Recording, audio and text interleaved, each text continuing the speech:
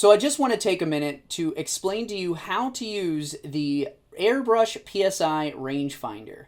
Now, I designed this to be able to help you find that right viscosity, to be able to airbrush any type of paint that you're wanting to thin down. Now, mostly what I like to use is just regular hobby craft paint. And if you thin this down the right way, you can absolutely use this in your airbrush.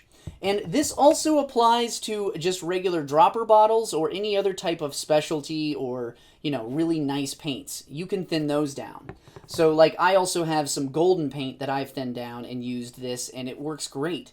So it really doesn't matter the type of paint. It's just finding the right viscosity to be able to find where I need to have it to get it to the PSI that you're wanting to shoot at. Now, typically, I like to shoot around 20 to 25 PSI, and I found a lot of people like to shoot in that range too. Especially with some of those smaller air compressors out there, they really struggle anything over 30 PSI to keep that optimum pressure. But I realize that there are other people out there that have those air compressors that can keep it at a 40 PSI just fine, and that's why I left it here. Because there are some airbrushes out there that recommend to shoot at 40 PSI. Because I know this Createx says for a 0.5 millimeter tip, 40 to 50 PSI is recommended. Now, that's the thing. This stuff is actually pretty thick, but you can thin this down even more too to be able to get it down to the range that you want to shoot it at. Now, the last thing before I show you how to use this, I want to make sure you understand that this is not an exact tool. So if it lands on 25 PSI and you have to shoot at 25 PSI, this is a rangefinder. So it's just trying to find what kind of area of PSI you can shoot in. And that is the important thing. And I'll get into finding that range in a minute.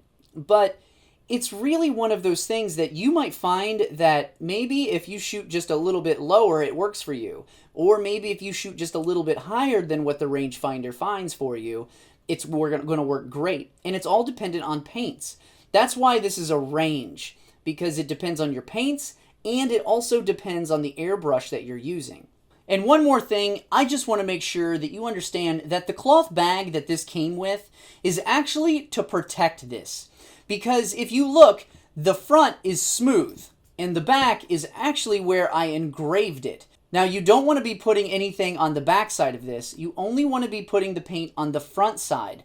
That way it can drip down nice and evenly, and it doesn't get caught on any of those little ridges on the other side. So when you're done with it, be sure to keep your little bag and store it in there, because it's there to protect the surface, because you don't want to get this surface scratched up, because then the paint will flow into those little scratches and kind of keep you from getting a good estimate of what your PSI should be.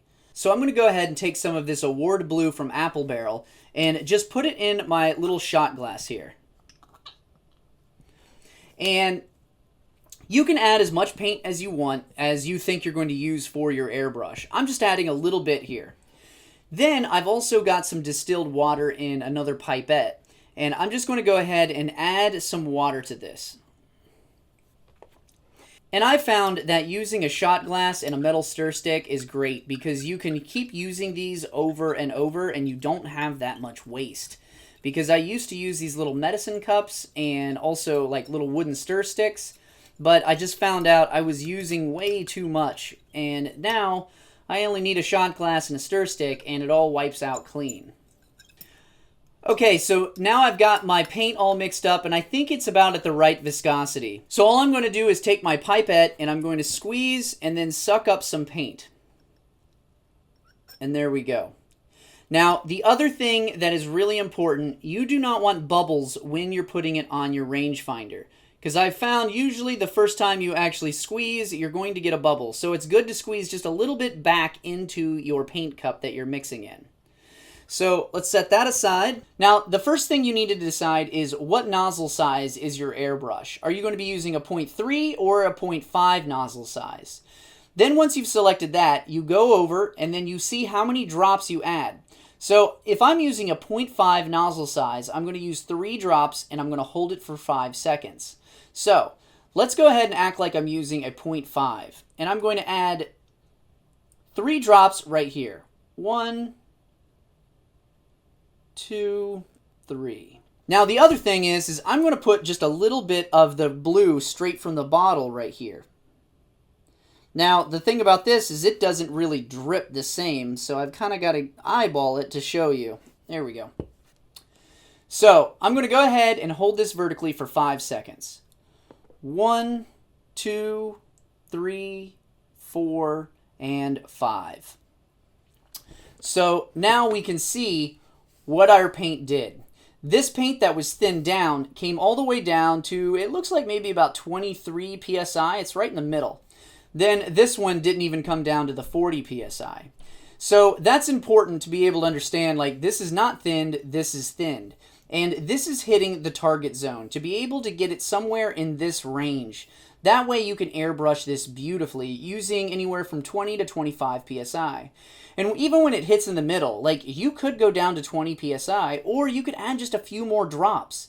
Now, the big thing here is I just want you to understand how you can find that range. So to be able to find that range of your PSI, so first we're going to look at our stopping point, and we're going to say it stopped about 23 PSI.